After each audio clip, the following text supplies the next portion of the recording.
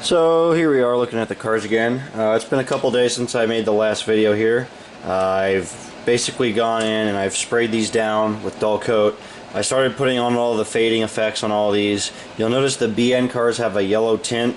Basically what I did with this is I took the cars, I airbrushed them white first. I did a whitewash down the sides, built that up in progressive layers to really dull down the bright green paint.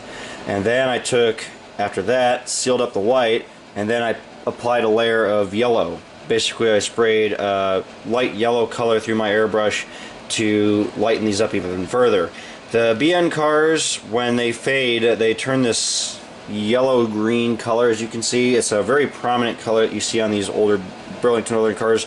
You see this a lot on the wood chip cars, the box cars. A lot of these things just really deteriorated in paint quality, and the green again fades to this yellow color. So I matched that color pretty well with some gradual fading effects. This one's the heaviest out of the three. The other car, the BN 560 313 here, it's not as heavy a yellow fade, but it does have the yellow tint to the sides. Cleaned up the logos on all these as well. Took all the paint off the logos so that they stay clean white.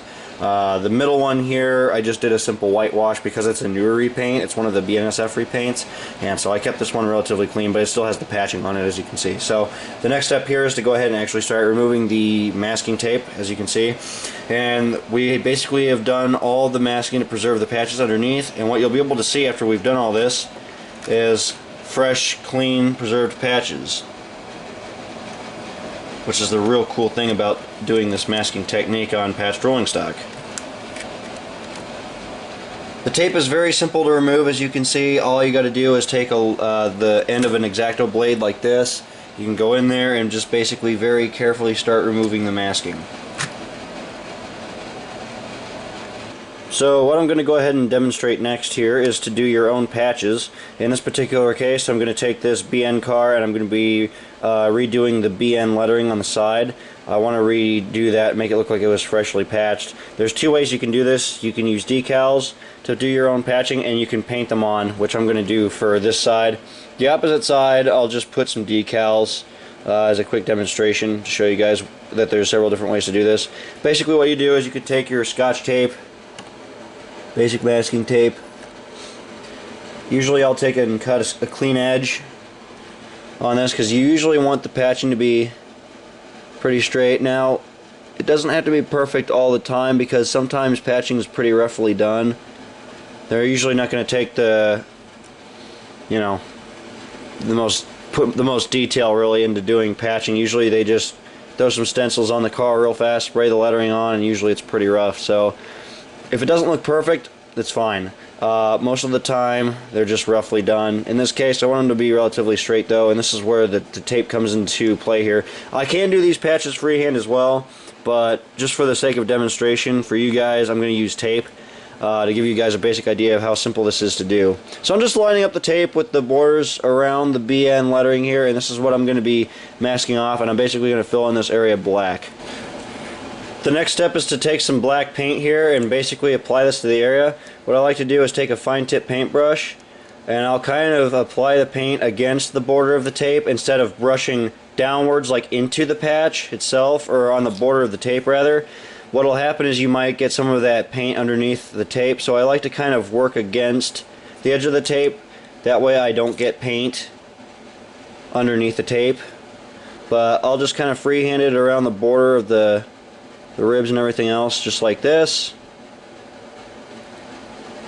Again, it doesn't have to be too perfect just because most patches in real life aren't perfect anyway.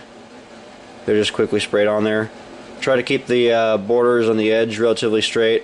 Now there are a couple different variations of patching. Sometimes you'll see the kinds of patches that are basically like a vinyl graphic, where it's like a sticker, and they'll put it on the side of the car over old reporting marks. If you're modeling something a little bit more precise, the next patching method will be a little bit more in order for that style of patching. If you want to, with the edges on this too, you could mask off the edges here, but again, I'm just freehanding these because I want them to look a little bit rougher. Once painted on, you can simply remove the masking tape to reveal nice clean edges to your patches like this. Again, this is a very simple technique for patching that you can do. For the last style of patching I'm going to demonstrate here, you can use decals to do patchings In this particular case, I'm using a decal sheet that's available from Microscales for Norfolk Southern Diesels, as you can see here. This sheet has these little patches for where the numbers would go on the cab sides of ex-Conrail units, but they have these really nice black border patches that you can actually cut out. And I like to be able to take squares like this, cut them out because they're nice and clean and pretty much straight edged like this, so you can do the decal style of patch. What I like to do is I'll take the sheet out and then I'll just basically cut a section of the decal out like this that I can use for a basic patch outline. So after I've let the decal sit in some water and removed it from the backing sheet, I can just take it, make a clean cut on it like this, and I'll make one more for the border of the opposite patch like this. Remove the excess, and as you can see, we have two perfect borders for patching.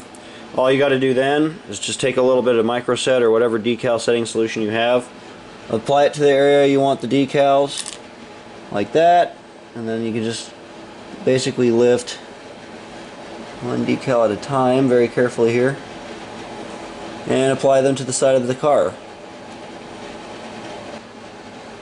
A lot of times railroads will also patch out old data, and they'll usually just do some rough paint patches, and you can replicate that with just taking some freehand strokes and a paintbrush to build up a small area of paint.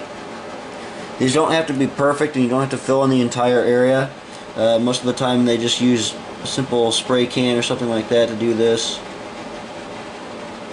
But you can just fill in a small area like this to, again, make it look like they covered up some older data that maybe got updated or re-stenciled later on.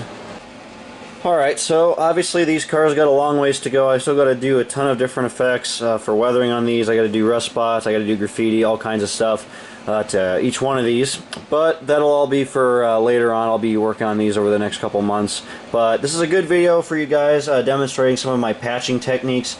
I know I haven't really talked about this too much other than a couple mentions of it here and there in some certain videos, but a lot of people have asked me about this, so hopefully this answers a couple questions about my patching effects and how I do some of this stuff, because you know, it is pretty simple, but this is something you see on a lot of rolling stock in the modern era.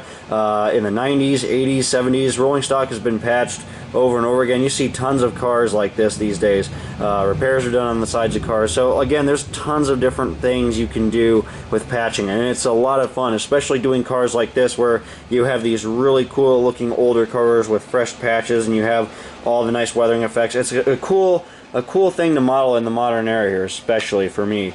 So it's a fun thing to do, fun way to do it. Hopefully these techniques again help you out, guys. Thank you for watching as always. Be sure to subscribe here on YouTube for more. Follow my work on Facebook and Instagram. My Facebook page is Dan's Custom Trains, and my Instagram is all lowercase. It is Dan E. Dankinson. That's all lowercase, like I said. You can follow my work there on all my social media, see what kind of projects I'm working on, and of course I'm always posting pictures of projects I'm doing for myself and for other people at the same time. So again, thanks for watching, guys. Take care. I will see you next time.